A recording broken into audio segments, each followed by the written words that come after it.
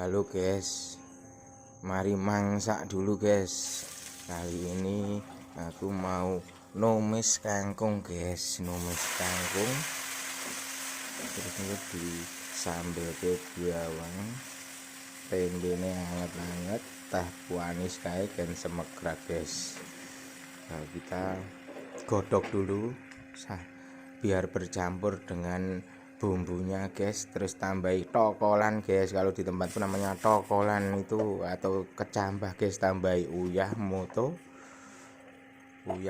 terus sama gula sedikit aja guys, diuplek sampai merata guys.